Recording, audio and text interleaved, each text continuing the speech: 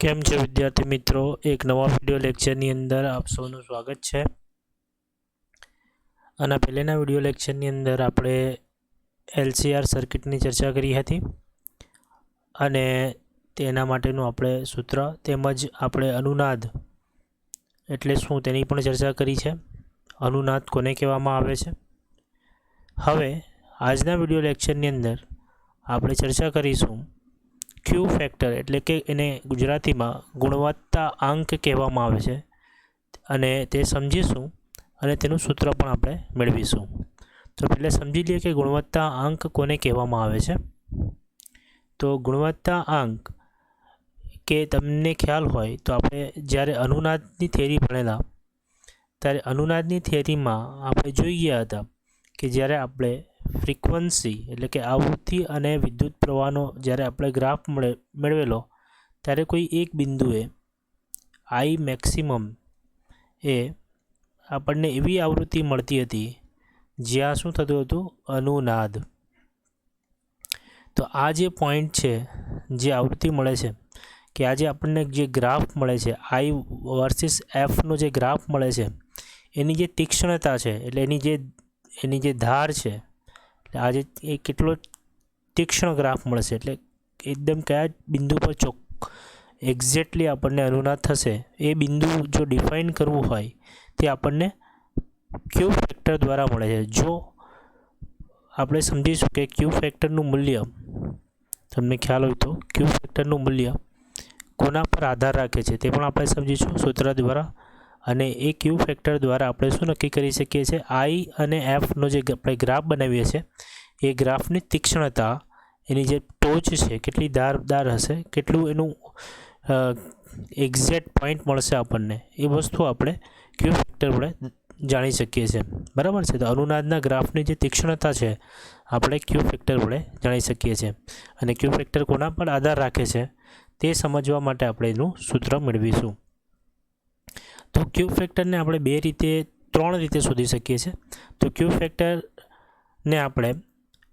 એ ઇન્ડક્ટરના સાપેક્ષ વિદ્યુત સ્થિતિમાન અને અવરોધ આરના સાપેક્ષ વિદ્યુત સ્થિતિમાનનો ગુણોત્તર છે। તો આ લાઈન તમને શું કહેવા માંગે છે ક્યુ ફેક્ટર કોના વડે દર્શાવી શકીએ છીએ ઇન્ડક્ટરની સાપેક્ષ જે વોલ્ટેજ હોય તે અને અવરોધના સાપેક્ષ જે વોલ્ટેજ હોય તે બંનેનો જો આપણે ગુણોત્તર લઈએ તો આપણને જે મૂલ્ય મળે છે તે શું મળે છે ક્યુ ફેક્ટરનું એટલે કે ક્વોલિટી ફેક્ટર એટલે કે ગુણવત્તા અંકનું। અને ગુણવત્તા અંક આપણને શું દર્શાવે છે કે અનુનાદનો જે ગ્રાફ છે તેની તીક્ષ્ણતા તેની જે ટોચ છે તે કેવી મળશે અને એ કોના પર આધાર રાખે છે તેના માટે આપણે એનું સૂત્ર મળ્યું। બીજું એક છે બીજી રીતે આપણે જો ક્યુ ફેક્ટરને ડિફાઇન કરવા માંગતા હોય તો બીજી છે કેપેસિટરના સાપેક્ષે વોલ્ટેજ એટલે કેપેસિટરના સાપેક્ષે વોલ્ટેજ એટલે વીસી અને વિદ્યુત સ્થિતિમાન અવરોધના સાપેક્ષે વિદ્યુત સ્થિતિમાન એટલે વીઆર। તો આ બે રીતે આપણે એની વ્યાખ્યા આપી શકીએ છીએ અને ત્રીજી પણ રીત છે ક્યુ ફેક્ટરનું સૂત્ર શોધવા માટે અને દરેક રીતમાં આપણને એક જ સૂત્ર મળશે। તો આપણે ત્રણ રીત જોઈ લઈએ આપણે બુકમાં જે હશે તે અને તમને જે યોગ્ય લાગે તે રીતે તમે કરી શકો છો અને ત્રણેય રીત પણ તમે યાદ રાખી શકો છો ત્રણેયમાં જવાબ સેમ મળશે।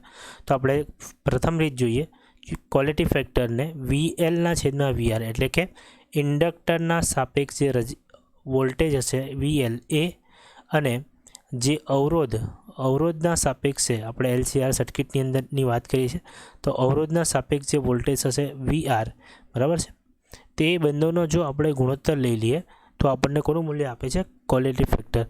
બીજી વસ્તુ આપણને ખબર છે કે ઇન્ડક્ટર હોય તો અવરોધ એક્સએલ વડે આપણે દર્શાવીએ અને તેમાંથી જો વહેતો વિદ્યુત પ્રવાહ આઈ હોય તો આપણે જે વોલ્ટેજ છે એની જગ્યાએ આઈ ઇન્ટુ એક્સએલ શું છે તમારા માટે અવરોધ છે તો ઓમના નિયમ પ્રમાણે voltage is equal to current into resistance બરાબર। તો એ જ રીતે આના માટે આપણે V R is equal to I into R તો આ બંને કિંમત મેં અહીંયા આ સમીકરણમાં મૂકી દઉં છું વીએલ અને વીઆરની બરાબર છે। અહીંયા સુધી તમને ખ્યાલ આવી ગયો હશે। એના પછી આપણને ખબર છે કે XL is equal two omega L બરાબર છે આપણે આ થિયરીમાં ઘણી વખત સમજી ગયા છે। તો અહીંયા મેં એક્સએલની કિંમત મૂકી દઉં ઓમેગા ઇન્ટુ એલ બરાબર છે। હવે ઉપર અને નીચે આઈ અને આઈ જે છે તે કેન્સલ થઈ જશે અને નીચે બચશે આર। બીજી વસ્તુ આપણને ખબર છે ઓમેગા જે કોણીય આવૃત્તિ એને આપણે 2πf વડે દર્શાવીએ તો ઓમેગાની કિંમત આપણે અહીંયા મૂકી દઈએ ઓમેગાની જગ્યા પર 2πf બરાબર છે. તો ઓમેગાની જગ્યા પર 2πf મૂકી દીધું. હવે આપણે આગળની જે થિયરી છે આના પહેલેની જે અનુનાદવાળી થિયરીમાં અનુનાદ LCR સર્કિટ માટે અનુનાદની જે આવૃત્તિ છે એનું સૂત્ર આપણે મેળવી ગયા છે 1/2π√LC. તો એ કિંમત અહીંયા એફની જગ્યાએ આપણે મૂકી દઈએ બરાબર છે. એ કિંમત અહીંયા એફની જગ્યાએ મૂકી દઈએ 1/2π√LC. હવે તમે સમજો જરા એકદમ ડિટેલમાં તમને ગણતરી સમજાવેલી છે કે એલની જગ્યાએ તમે √L × √L લખી શકો છો 2 વખત બરાબર છે. કે કોઈ પણ સંખ્યા x × x જો તમે કરો તો એનો જવાબ શું મળશે x મળશે. એ જ રીતે તમે એલને √L × √L તમે લખી શકો છો. હવે આ જે એલ છે અને આ સી છે બંનેનો વર્ગમૂળમાં છે તો બંનેને અમે અલગ અલગ વર્ગમૂળમાં પણ કરીને લખી શકું. એનો મતલબ જો x × y હોય વર્ગમૂળમાં તો મેં એને x વર્ગમૂળમાં y વર્ગમૂળમાં આવી રીતે મેં લખી શકું બરાબર છે. તો એ જ રીતે મેં લખેલું છે. હવે ઉપર અને નીચે એલ અને એલ કેન્સલ, આ બાજુ છે 2π અને 2π કેન્સલ, એટલે આપણા પાસે બસશે √L C અને છેદમાં r. હવે જો એલ આવી રીતે હોય નીચે સી હોય તો આપણે કમ્બાઈન કરીને √LC પણ લખી શકીએ છીએ. એ જ વસ્તુ મેં લખેલી છે આના અંદર. તો Q = 1/r √LC. આ જ સમીકરણ ક્વોલિટી ફેક્ટરનું છે. તો આ ક્વોલિટી ફેક્ટરના સૂત્રમાં તમે જોઈ શકો છો કે અવરોધ શું છે નીચે છે છેદમાં છે. એનો મતલબ અવરોધનું મૂલ્ય વધારે તો ક્વોલિટી ફેક્ટર ઓછું. ખ્યાલ આવે છે? અવરોધનું મૂલ્ય કેવું હોય વધારે તો ક્વોલિટી ફેક્ટર ઓછું અને અવરોધનું મૂલ્ય ઓછું તો ક્યુ વધારે બરાબર. તો જો તમારે એની ગ્રાફમાં કોઈ તીક્ષ્ણ જોતો હોય તીક્ષ્ણ ગ્રાફ એટલે આઈ અને વિરુદ્ધ જે એફનો જે ગ્રાફ છે એમાં કોઈ ચોક્કસ બિંદુએ તમારે અનુનાદ કરવું હોય ચોક્કસ ફ્રીક્વન્સી એકદમ શાર્પ ફ્રીક્વન્સી જોતી હોય બરાબર કે આ જ ફ્રીક્વન્સી પર આ જ આવૃત્તિ પર અનુનાદ થવું જોઈએ તો તમારે આરનું મૂલ્ય શું રાખવું પડશે ઓછું રાખવું પડશે. LCR સર્કિટની અંદર જે તમને LCR જે સર્કિટ છે એની અંદર તમે જો આરનું મૂલ્ય ઓછું એટલે કે અવરોધનું મૂલ્ય ઓછું રાખશો તો તમે જે અનુનાદની આવૃત્તિ છે એને તમે એક ચોક્કસ પોઈન્ટ પર કરી શકશો તીક્ષ્ણ અનુનાદ તમે મેળવી શકશો. અહીંયા સુધી તમને ખ્યાલ આવી ગયો હશે. ચલો હવે આપણે બીજી રીત જોઈ લઈએ આ સૂત્ર મેળવવાની કે ક્યુનું જે સૂત્ર છે એ બીજી કઈ રીતે આપણે મેળવી શકીએ છીએ. વોલ્ટેજ કોના અક્રોસ કેપેસિટરની અક્રોસ જે વોલ્ટેજ હોય તે અને અવરોધની અક્રોસ જે વોલ્ટેજ હોય તેનો પણ આપણે જે ગુણોત્તર લઈએ તો પણ આપણને સેમ સૂત્ર મળે. ચલો મેળવીએ VC/VR એ રીતે પણ આપણે મેળવી લઈએ. એટલે VC = I × XC. I × XC. XC એટલે શું કેપેસિટરની અક્રોસ જે અવરોધ હોય એને આપણે XC વડે દર્શાવતા હતા એટલે અને VR = I × R તો આપણને ખબર જ છે. તો XC I કેન્સલ થઈ જશે. અને બીજી વસ્તુ આપણે કેપેસિટન્સનો જે ઇન્ડક્ટન્સ કેપેસિટન્સનો જે ઇમ્પિડન્સ છે એટલે કે અવરોધ છે એને 1/ωc વડે આપણે દર્શાવીએ. તો અહીંયા આપણે કિંમત મૂકી દીધેલી છે XCની જગ્યા પર 1/ωc × R બરાબર છે. ઓમેગાની કિંમત પાછી આપણે મૂકી દીધી ω = 2πf બરાબર છે. અહીંયા 2πf મૂકી દીધી. અહીંયા C × R છે ખ્યાલ આવે. હવે આ જે f છે એની કિંમત આપણે મૂકી દઈએ પાછી આવૃત્તિની 1/2π √LC. તો અહીંયા એફની કિંમત મૂકી 2π કેન્સલ √LC. તો અહીંયા છેદનો છેદ ક્યાં જતો રહેશે અંશમાં અને નીચે શું બચી જશે R × C. હવે પછી LCને મેં અલગ અલગ કરી દીધું L અને C અને આ જે C છે એની જગ્યાએ 2 વખત વર્ગમૂળમાં શું લખી દીધું C ઉપર નીચે કેન્સલ એટલે પાછું એને એ જ સૂત્ર મળી ગયું જે સૂત્ર આપણે આગળ મેળવેલું દેખાય છે તમને એને એ જ સૂત્ર પાછું આપણને મળી ગયું. એટલે ક્વોલિટી ફેક્ટરની સૂત્ર મેળવવા માટે આપણે મેથડ 2 તો ત્રીજી એક મેથડ છે એનાથી પણ આપણને સેમ જ સૂત્ર મળશે જે બુકમાં યુઝ કરે છે કે 2π × maximum energy store. Maximum energy સ્ટોરનો મતલબ થાય મહત્તમ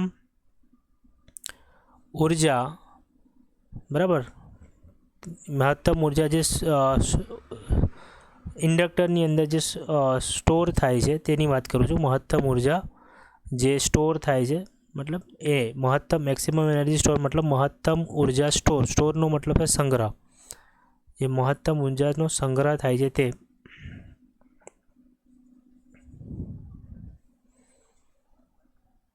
મહત્તમ ઉર્જાનો સંગ્રહ અને એનર્જી ડેસિપેટેડ મતલબ મહત્તમ જે એનર્જીનું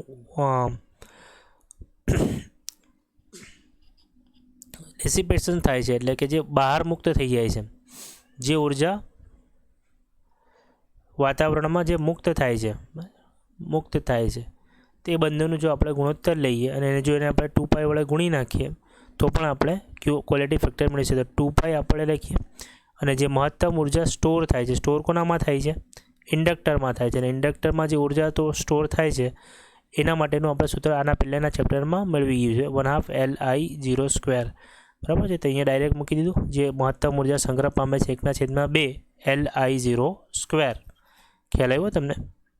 અને જે ઉર્જા ગુમાવે છે, મુક્ત થાય છે ઉષ્મા સ્વરૂપે, તો એ થશે Irms સ્ક્વેર ઇન્ટુ RT, બરાબર છે. હવે આ જે I0 છે એની જગ્યા પર તમે √2 ઇન્ટુ Irms આ સૂત્ર પણ આપણે મેળવેલું છે, તો મૂકી દઈએ. I0ની જગ્યાએ √2 Irms, બરાબર છે. તો એનો વર્ગ થઈ જશે અને આ જે 2 છે, આ 2 અને આ 2 કેન્સલ થઈ જશે, તો અહીંયા બચશે આપણા પાસે પાઈ. અને આ I0ની જે કિંમત છે √2 ઇન્ટુ RMS, તો √2 નો વર્ગ થઈ જાય 2, બરાબર છે.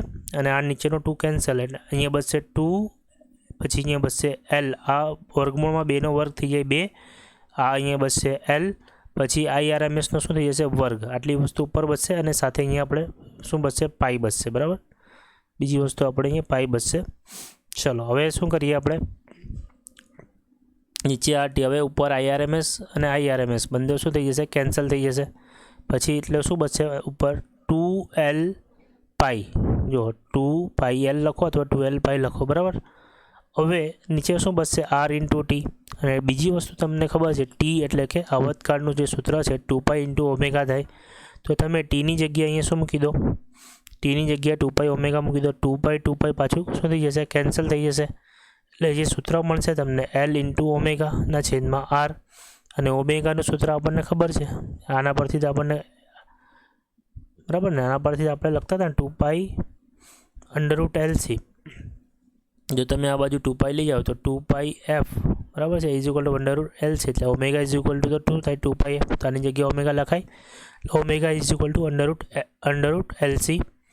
તો આ જે ઓમેગા છે એની જગ્યાએ શું લખી દો? √LC. તો એક L કેન્સલ થઈ જાય, એટલે તમને બચે Q = 1/R √LC. તો આ 3 રીતે તમે ક્વોલિટી ફેક્ટર મેળવી શકો છો. અને ક્વોલિટી ફેક્ટરની જે તમને દાખલા કરવામાં આવશે એમાં યાદ રાખજો, હંમેશા ક્વોલિટી ફેક્ટરનું જે મૂલ્ય છે 0 થી 100ની વચ્ચે મળે છે.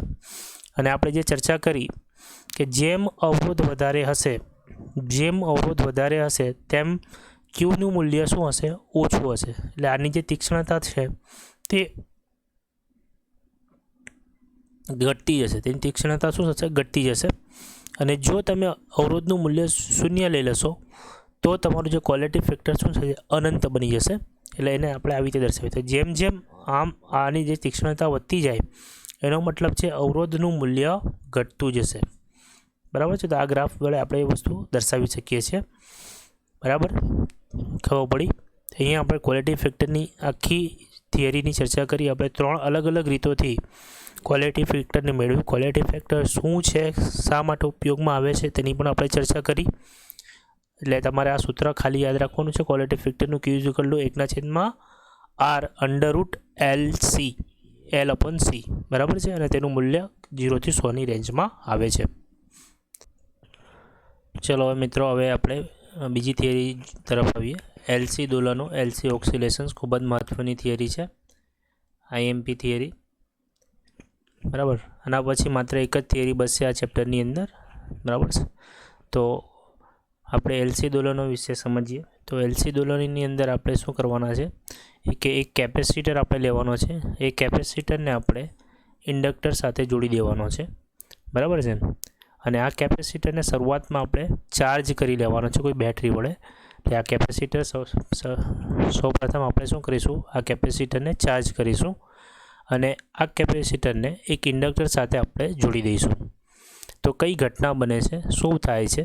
આ જે કેપેસિટરની જે એનર્જી હશે, ઉર્જા, એ ઇન્ડક્ટરને મળશે અને કેપેસિટર જ્યારે ડિસ્ચાર્જ થઈ જશે ત્યારે આ ઇન્ડક્ટરને સામે જે ઉર્જા હશે EMF એ પૂર્ણ થશે અને ધીરે ધીરે પછી શું થશે, આ ઇન્ડક્ટરની જે ઉર્જા છે એ કેપેસિટરને વિરુદ્ધ દિશામાં ચાર્જ કરશે અને આ રીતે ઉર્જાનું શું થશે, આપલે થયા કરશે અને એના કારણે આપણને ઉર્જાનું ઉપર નીચે થવાના કારણે આપણે એક ઓક્સિલેશન્સ ટાઈપના વેવ્સ આપણને જનરેટ થશે. બરાબર, ઓક્સિલેશન એટલે કે દોલનો આપણે ધોરણ 11માં પણ ભણી ગયા છે. તો આની મેં તમને સંક્ષેપમાં માહિતી આપી. તો અત્યારે આપણે આની ડિટેલમાં માહિતી સમજીશું. બરાબર છે, અને સાથે સાથે એનું સૂત્ર પણ આપણે મેળવીશું. તો તમને આટલી બધી આકૃતિઓ દેખાય છે તો તમે ધ્યાનથી જો. શરૂઆતની અંદર જે આકૃતિ દેખાય છે એમાં તમે જોઈ શકો છો કે કેપેસિટરને સંપૂર્ણ ચાર્જ રાખવામાં આવેલો છે અને એક બાજુ ઇન્ડક્ટર જોડવામાં આવેલો છે. તો કેપેસિટરને ઉપરની પ્લેટ પર પ્લસ ચાર્જ છે, નીચેની પ્લેટ પર માઇનસ ચાર્જ છે. આ કેપેસિટરનું ઉર્જાનું સૂત્ર આપણે ચેપ્ટર નંબર 2માં ભણી ગયા છે, એ જ છે. હવે એ સમયે તમને દેખાય છે કે ઇન્ડક્ટરની જે ઉર્જા છે તે શૂન્ય બતાવે છે, પરંતુ આ સર્કિટ કેવી છે, ઓપન છે. એટલે જે કેપેસિટરના જે ચાર્જ છે તે ઇન્ડક્ટર પર જઈ શકતા નથી. પરંતુ થોડી વાર પછી આપણે જ્યારે કેપેસિટરને ઇન્ડક્ટર સાથે સર્કિટને પૂર્ણ કરીએ છીએ, આ જે ગેપ છે એને પૂર્ણ કરીએ છીએ, તો શું થશે, તે કેપેસિટરના પોઝિટિવ પ્લેટ પરથી આ વિદ્યુત પ્રવાહ નીકળશે અને તે ક્યાં આવશે, ઇન્ડક્ટર પર આવશે.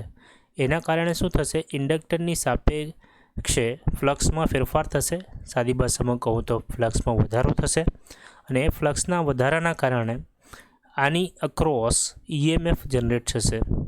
બરાબર, EMF કેટલું જનરેટ થશે એ પણ આપણને ખબર છે, 1/2 એટલું EMF અહીંયા ઉર્જા અહીંયા ઉત્પન્ન થશે EMFના કારણે. હવે ધીરે ધીરે કેપેસિટર શું થશે, સંપૂર્ણ ડિસ્ચાર્જ થઈ જશે કે આને કારણે કરંટ, અને આમાં આ જે ઇન્ડક્ટર છે એ સંપૂર્ણ ઉર્જા પોતામાં સંગ્રહિત કરી લેશે. હવે જ્યારે કેપેસિટરના માંથી જે વિદ્યુત પ્રવાહ અહીંયાથી જવાનો બંધ કરશે, કેમ કે કેપેસિટર શું થઈ ગયો, ડિસ્ચાર્જ થઈ ગયો, ત્યારે આમાં જે ફ્લક્સમાં થતો ફેરફાર બંધ થઈ જશે.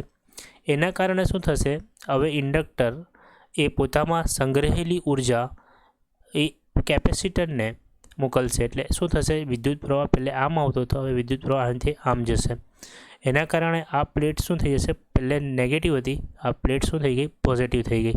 તો હવે આને ઊંધી દિશામાં કેપેસિટરને શું કરશે, ચાર્જ કરી નાખશે. બરાબર, તો આ આખી જે સર્કલ છે, આખી જે સર્કલ થયું તે શું થશે, ફર્યા કરશે. આ ડિસ્ચાર્જ થઈ ગયું, હવે આ ચાર્જ થઈ ગયું, હવે વિદ્યુત પ્રવાહ પાછો આમ જશે, પછી ધીરે ધીરે પાછોમાં ઇન્ડક્ટન્સમાં ઉર્જા આવશે, ફ્લક્સમાં ફેરફાર થવાના આમાં ઉર્જા સંગ્રહ થશે.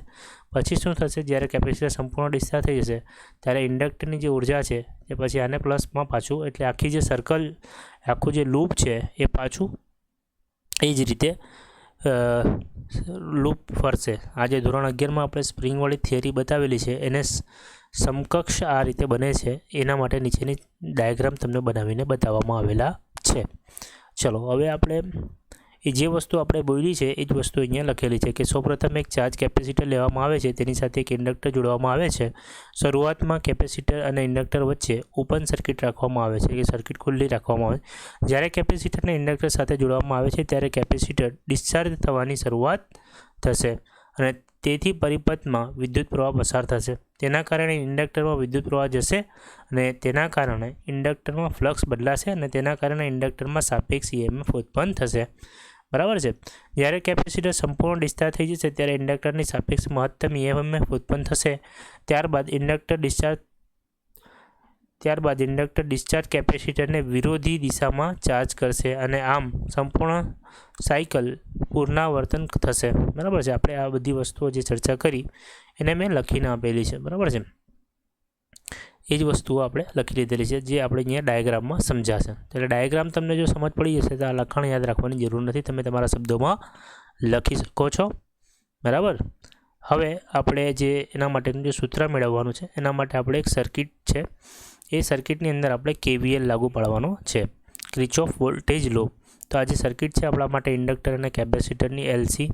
બરાબર છે. તો એ સર્કિટની અંદર આપણે KVL લાગુ પાડીએ. બરાબર છે.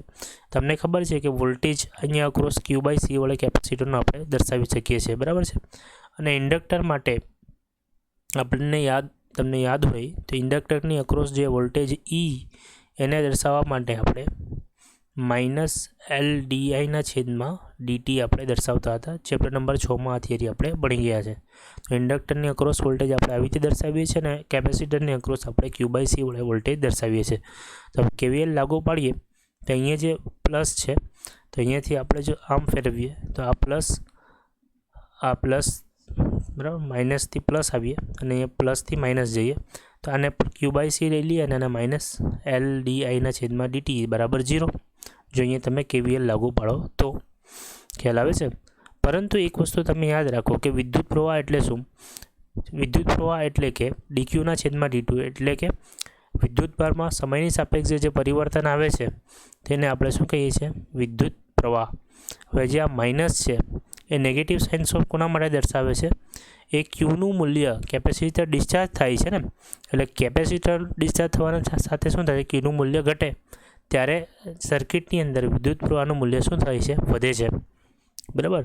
તો કેપેસિટર જેમ જેમ વધારે ડિસ્ચાર્જ થાય તેમ તેમ વિદ્યુત પ્રવાહ વધારે વધતો જશે. તો માઇનસ નિશાની એના માટે દર્શાવવામાં આવેલી છે.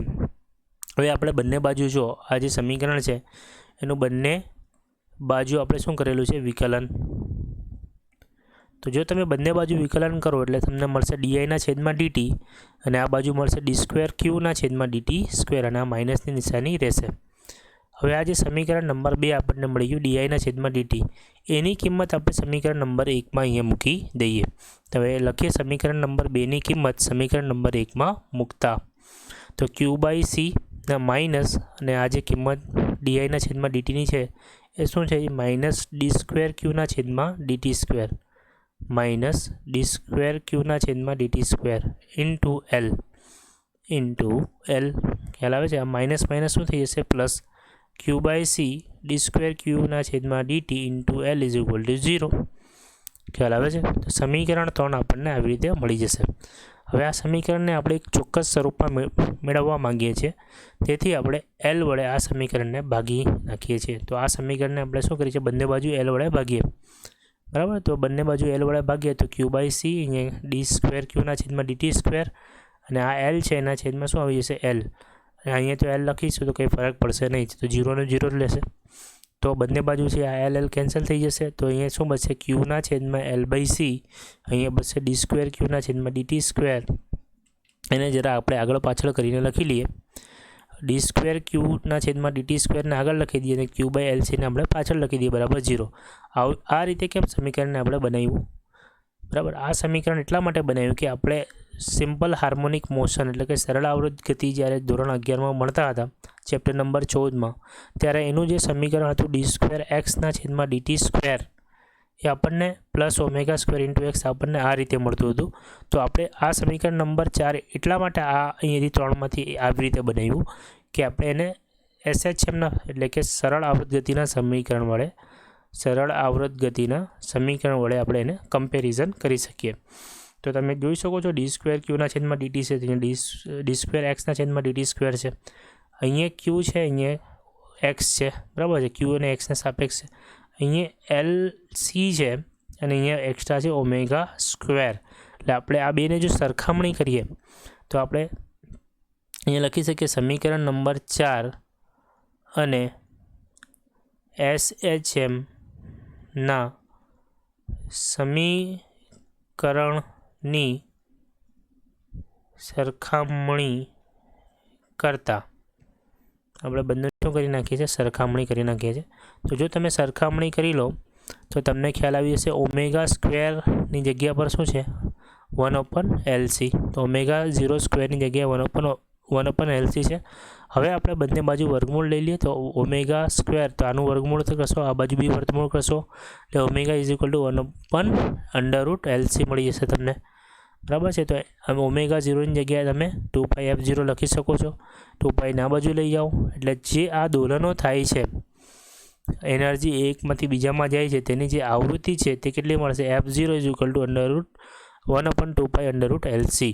બરાબર છે? ખ્યાલ આવે છે તમને? તો આ થિયરી તમારે આટલી યાદ રાખવાની છે. LC દોલનો શું છે, તેની આવૃત્તિ જો શોધવાનું કહે આપણે તો એની આવૃત્તિ પણ શોધી કે તેનું જો સમીકરણ લખવા કહે તો તેનું તમે સમીકરણ પણ લખી શકો છો. જો એનું સમીકરણ કહે તો તમે સમીકરણ નંબર 4 સુધી મેળવી શકો છો, બરાબર છે. અને તેની જો આવૃત્તિ શોધવા કહે તો તમે એની આવૃત્તિ પણ શોધી શકો છો. અહીંયા તમારું એલસી સર્કિટની જે ખૂબ જ આઈએમપી થિયરી હતી એ તમારી પૂરી થાય છે. હવે આમાં એક થિયરી બચે છે ટ્રાન્સફોર્મર, બરાબર. તો નેક્સ્ટ વિડીયો લેક્ચરની અંદર આપણે ટ્રાય કરીશું ટ્રાન્સફોર્મરની થિયરી પૂરી કરીશું, બરાબર. તો નેક્સ્ટ વિડીયો લેક્ચરની અંદર આપણે ટ્રાન્સફોર્મર પ્લસ એક્ઝામ્પલ જેટલા આપણે આઈએમપી એક્ઝામ્પલ છે એટલા કરીશું, બરાબર. બાકી બધા તમારા હોમવર્કમાં. બીજી વસ્તુ એટલે ત્યારે આપણું ચેપ્ટર નંબર 7 કમ્પ્લીટ થઈ જશે અને એના પછીનો જે વિડીયો આવશે એ ચેપ્ટર નંબર 8નો હશે. ચેપ્ટર નંબર 8માં આપણે 3 થિયરી કરવાની છે, બાકી મોસ્ટ ઓફ થિયરી કાઢી નાખવામાં આવેલી છે, બરાબર છે. તો 3 થિયરીનો લગભગ ટ્રાય કરીશ, વિડીયો એક જ બનશે, બરાબર. પછી આપણે જે ચેપ્ટર નંબર 9 પર આવી જઈશું. ચેપ્ટર નંબર 9માં મેક્સિમમ થિયરી કરવાની ટ્રાય કરીશું. બાકી બચેલી થિયરી તમારે જાતે કરવાની રહેશે અથવા આપણે એક્ઝામ પછી તમારી કરીશું. એટલે મોસ્ટ ઓફ કમ્પ્લીટ જ થઈ જશે આઈએમપી થિયરી, બરાબર છે. તો પણ 2-4 થિયરી જો તમારે જાતે ટ્રાય કરવાની રહેશે. ચલો મળીએ નેક્સ્ટ વિડીયો લેક્ચરમાં. ધન્યવાદ.